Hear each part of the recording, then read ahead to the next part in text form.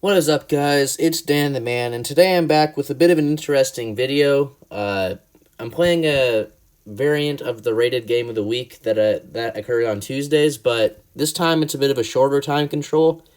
Instead of the traditional 60 minutes, which is what Chess Zone typically has it as, I'm doing a 30-minute game because the same day, if you guys haven't seen it, I was playing against Jack in a four-game match at Chess Zone on the DGT board with some commentary. So we were doing that for about a couple hours. And after that, I decided to stick around a little bit. Jack left, and funnily enough, good coincidence is that there was a kid named Siddharth Basavaraju that came to the rated event but did not have an opponent. Either that or he finished his normal game quick, and he was looking to play an extra game, rated against someone about 1900 since he's around 1900 himself. And Doug asked if I'm free to do it, and I said sure because A, I'm still fine mentally, and B, I would fulfill this guy's need to play somebody, and I didn't mind either. So sat down at the board. Doug randomly picked colors for us. I got the black pieces, and he got the white pieces. And this was another opportunity to gain some ratings. So I was kind of happy going into this game.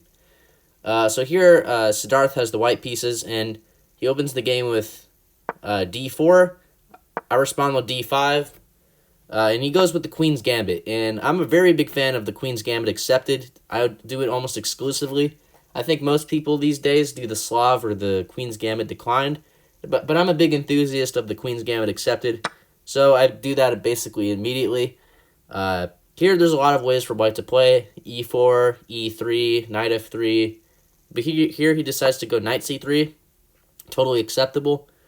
Again, this is a 30-minute game, so we're moving a bit quicker than in a 60-minute game. So knight f6.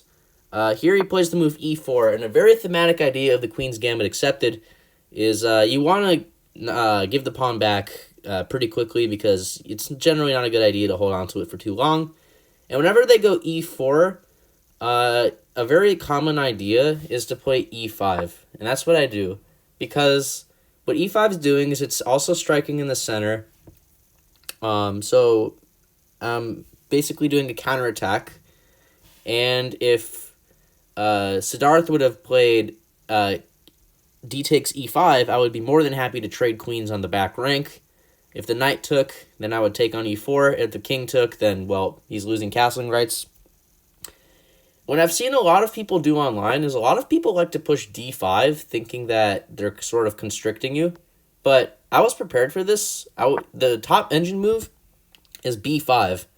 And I had this prepared, and I would be very happy if Siddharth had went into this, because this is just much better for black. You retain your pawn advantage, and you have pressure on e4.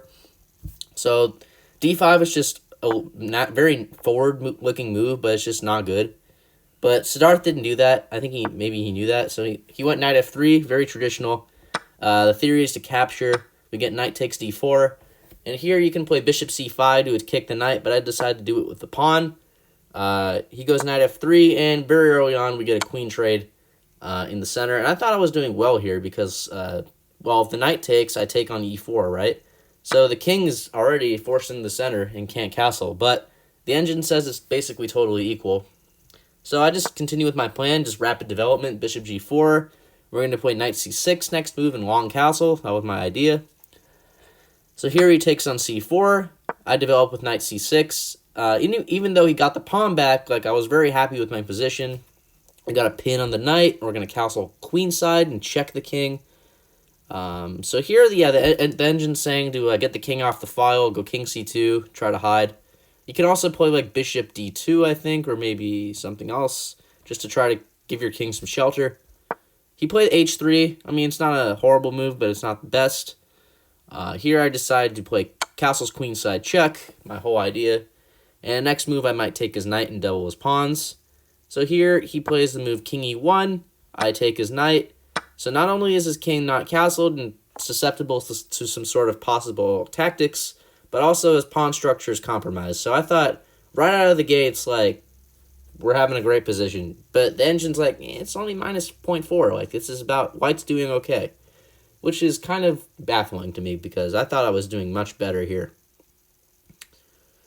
But yeah, this is why I like the Queen's Gambit accepted. You can get into a position like this and be totally fine as black. You don't have to get into some sort of closed positional setup. You can just play a very simple gameplay plan and be totally fine. So that's just my preference, but to each their own. So G takes F3, I hop in with the knight, and I was loving my position here. Knight D4, we're hitting F3, we're also threatening a fork on C2. What could be better than that? Now here, there's no way for him to defend both the pawn and the fork threat, but to his credit, he actually finds the best move after some time. Here, he was down about 10 minutes on time because he spent some time on castle's queenside check, getting out of the check, and he also spent some time here. But to his credit, he played the best move. He played king F1, just not wanting to get checked. So here, I take on F3, and it is true you can get this F7 pawn, so I guess I'm not really winning anything. But still, I'm positionally better here. And the engine says to continue with quick development, like bishop D6, but I thought my move made a lot of sense, but the engine doesn't really like it. I play the move knight D2 check here, which is forking the king and the pawn on E4, so if the king just moves, I would take on E4. And my idea was that after bishop takes D2, which is frankly what I was expecting to see, I would get my rook on the second rank, and this would be really annoying for white, because my rook is just super powerful on that square. That was my idea. I would just transfer my rook up there, put some pressure on his pawns, and just continue with my development. But here the engine says white can go E5 and force my knight into an awkward spot. Actually, my knight can't really go to a whole lot of places because of the bishop and knight looking at a lot of central squares. So I would have to go knight D7 here to not be worse, and then Siddharth could pin my knight to my king, and I would be in a little bit of a pickle here. I'd have to sort of unravel a bit. So after bishop E6, he went, not bishop E6, after knight D2 check, he just played king G2. Not the move I was expecting, but still about zeros. So as I said, I'm just up a pawn that way. Knight D takes E4. He plays bishop F4. Very good move. He's trying to go bishop E6 check, and that would be pretty bad because my king would not have any legal moves, and I'd have to block with something. So I play bishop D6, just shutting down that bishop, making sure that I can neutralize it. So I go bishop D6. He has 13 minutes here. Yep, he plays knight takes E4. I recapture, and I have like 24 minutes, so I have a healthy time advantage. Plus, I'm also liking my position. I'm up a pawn. I was doing really good about this. So after knight takes E4, he plays bishop E6 check. And here I was first wanting to go king C7, which is the best move. But I'm like, if I go king C7, maybe white can bring the rook to C1 or something. After, of course, they deal with the threat on their bishop. And maybe I'll get pinned or something. I don't know. I was kind of seeing ghost threats. So I decided to go king B8, although both moves are fine. Although king C7, I guess, makes more sense because it's closer to the middle. So here he plays bishop E3, smart, declining the trade, not wanting to trade when you're down material. So I go with rook H to E8, just bringing another piece to the party. He plays bishop D5 to attack my knight. I play knight F6. He plays bishop F3 to preserve his bishop pair. I play G5. I thought this was a really cool move. I've spent a bit of time here. I thought G5 is nice because at some point I was thinking maybe to try to trade white's bishop off with bishop F4. And also, you know, it's making some kingside expansion stuff. And he can't take this pawn because he would get pinned with rook G8. And if he tries to defend the bishop with H4, then I play H6 and he loses a piece. So he's smart. He's not falling for that. After G5, he plays the move rook HD1, adding some pressure to my bishop. Here I play B6. I play that because next move I'm playing bishop F4, and I wanted to keep my C5 pawn defended. If I played it right away, he would have the option to take on C5. So I'm just defending that before playing bishop F4. So here, Siddharth played rook D2, probably intending to double on the D file. I played bishop F4, and this is sort of forcing an exchange because The rooks are staring at each other, and the bishops are staring at each other. The bishop pretty much has no other moves. So we're going to get some trades. So bishop takes f4 check, g takes f4. And what's shocking here is that the engine this whole time has not really moved too much. Like, even though, like, everyone prefers black here, like, white's not doing too bad either. Like, even though I'm up a pawn, like, white's still in the game, which is kind of surprising, especially even with the king on d1 like that, and castle's queenside check. Even in that position, white was doing fine. So after g takes f4, here Siddharth plays a very peculiar move. He plays rook c2, and that's really not a good move because it's true he doesn't want to trade, but you're getting the rook off the open file, and it's just not good. So here the engine said to trade rooks on d8 and then offer a trade here. And if I had traded rooks on d1, the engine actually evaluates this bishop versus knight endgame as being equal, even though I'm up a pawn, because maybe my f4 pawn could be a bit fragile since the king is pretty close to it. So the way to keep a minuscule advantage here, ever so slightly, is to play rook g8 check, and after king f1, just play king c7 and get your king active, and even here it's still basically totally drawn. So this is what Siddharth should have played instead of rook c2, but I think he was not wanting to trade, plus he was low on time, so can't blame the guy. So here I played knight d5. I was happy if the bishop traded because, again, I'm up a pawn and the rooks can maybe attack the king on the g file. The top move here was rook d3, which, looking at it, makes a lot of sense. You're threatening to play rook g8 check, which would force the king away from the bishop. And, white has to respond to that in a good way, and then you sort of like you're getting tempo on the bishop in a way. So that's what I should have done to maintain the minus 1.6. But here I play knight d5. And here, the best move for Siddharth is to play rook c4, which actually makes a lot of sense because my knight's defending that, and threats to just take the knight and, remove the defender. So that would have been a great move for him. But he misses it. He plays rook d1, which is not a bad move in and of itself. I play knight b4, attacking his rook on c2 and the pawn on a2, so I was kind of happy here. I got a fork. So here he plays rook c d2. So here I decided to trade rooks on d2. I could have played check. Probably king c7 was fine as well. So I decided to trade. He takes back. And at first I was thinking about taking an a2. But this would be a mistake because you would allow some counterplay with the white rook. Rook in the 7th rank would be posing some bit of nuisance for me. So I just go king c7. I don't really care about winning the second pawn. Just stop white's threats. And life goes on. So just stop the 7th rank invasion, basically. So king c7, he plays a3, intending to save his pawn. He should have tried bishop g4 to try to threaten the check on d7. I go knight c6. Here he goes h4. I don't know why the engine's suggesting the trade into the losing rook endgame, although he didn't really have too many options. I think the rook endgame would have been more complicated than this, but still, you don't want to trade when you're down. So h4, I hop in with my knight to d4, and I knew I was better here because we're up a pawn. We have a great knight, better than that bishop. The king's a bit weak on g2. Our king's starting to get to the center. We have a pawn chain, no real weaknesses. I was liking my position here. So after knight d4, he played the move bishop d5. And here I find a nice move. I play f3 check. And this is just a really good move. It's preparing rook e2 at some point. Just nicely defended by the knight. Just kind of paralyzes white a little bit. And if they played bishop takes f3, my idea would have been check, and the king is forced away from the bishop, and we would win a piece. So here, the best move for Siddharth was king h3, but he plays king g3, probably trying to be in contact with the pawn. And here I missed I'm winning, but here I missed a very, a knockout move. The knockout move here is rook d8, and he's losing material by force here. That's kind of crazy. I'm hitting the bishop, and there's no way for him to defend it with something, so he has to move it away. But if you were to move it away, I would play knight e2 check or knight f5 check, depending on what he does, and I would be winning his rook because of the unprotected nature of his rook. So if he moves his rook away, then I take his bishop. So no matter what he does, he's either going to lose the rook or the bishop, which is kind of crazy, and that he can't stop that.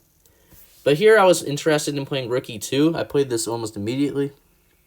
So yeah, I played the move rook e2 here. He doesn't have that much time. He only has like 6 minutes, and I have like 15, so we were doing well. And rook e2 is really annoying because I'm confronting the rook, and I'm also attacking b2. He can't take me because I would promote. I would take the pawn. So this is just a very annoying move. He plays rook d3. I take on b2. He plays h5. I wasn't really sure what that did. I play king d6, attacking the bishop. Bishop takes f3. King e5, just getting the king more active in the game, closer to the center. He plays rook e3 check. I go king f6. Now I'm threatening to fork the king and rook with knight f5. So he has to address that threat. He plays bishop e4. And here, the engine's saying I should have saved my h-pawn. I should have went like h6 or maybe king g7. But, you know, from the last tournament I played in the June Classic, I was kind of worried about, you know, losing material or not being sure about an endgame. So and I wasn't trusting my gut instincts sometimes. So here I just decided to trust my gut. And I said that, okay, knight f5 check is still winning for black. Even if the rook comes down to e7, even if the rook comes down here, I'm surely this is winning, right? I didn't doubt myself that time.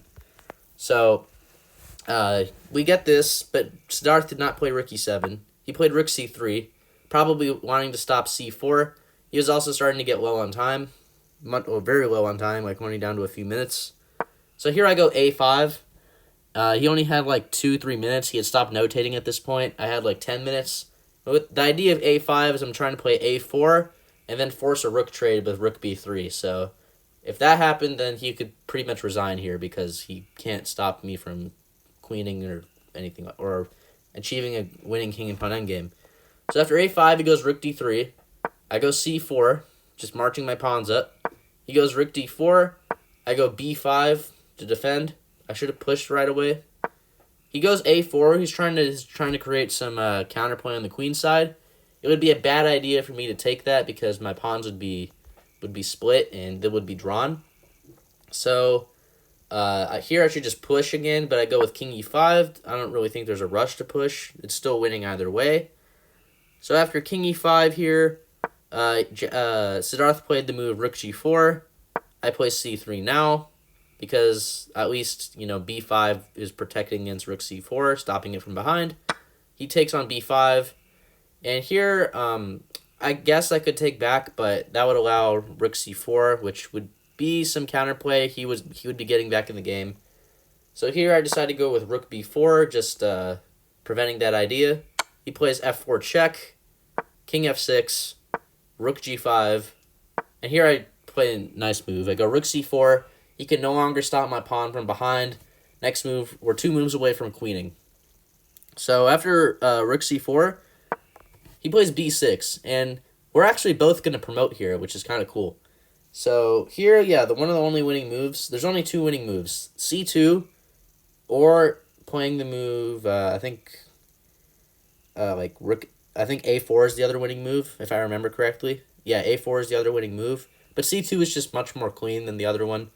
Any other moves would result in it being drawn. So if I went like right here, this would be drawn. So I realized that even though we both queen, it's my turn now, and I'm the one that can start checking his king and attacking it. If it were white to play and win, he would play queen e5, rook g7, queen e7. So it's a good thing that it's my turn here. So even though we both have queens, I'm getting to him first. So here I play queen e3 check. And I thought this was really easy. Like, we're going to take on f4 at the end of this. But then I'm like, wait a second. The queen on b8's defending that. So I have to think of something else to do. Now, the engine says it's checkmate in 5, but I only have like 8 minutes to figure this out. And then didn't know it was mate in 5 over the board. So I'm like, all right, this is still should be totally winning, but we have to think of something else. So since we can't take on f4. So here I go with queen e2 check.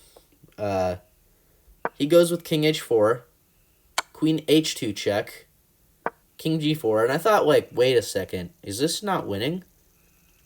Because, again, I can't take on f4 because of that queen defense. And, I don't know, I thought maybe we just check back and forth. That would be a draw. I was kind of getting scared that I had sold another endgame, like, from the tournament.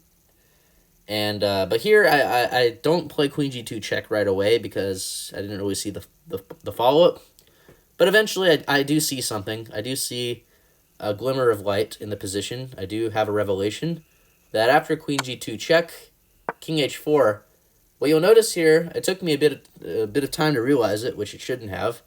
What I realized eventually is that the pawn on f4 is pinned, meaning that I can play queen takes g5 check and collect his rook. And this was the way that I am securing the win. So after this happened, king h3, it's pretty elementary to win this. Queen f5 check. He's trying his best not to force a queen trade, but it doesn't really matter either way. I go queen g4 check. He goes king h1 so as to avoid a queen trade with queen takes f4 or something.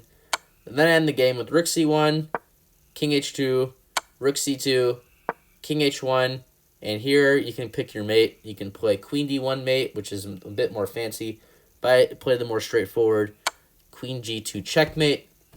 So we gained some rating from this game as well. And if you look at the accuracy here, I played at 87.4, and he played at 79.6. So just that last night, I was in really good form in my chess, and it's a good way to gain some rating. No hard feelings to Jack based on how the match went. We had some good games if you're watching, and this was also a good game. So yeah, just happy with my chess that day. If you like this video, don't let me know. Don't forget to like and subscribe if you haven't, and let me know what you thought. And have a great rest of your day or night. Bye.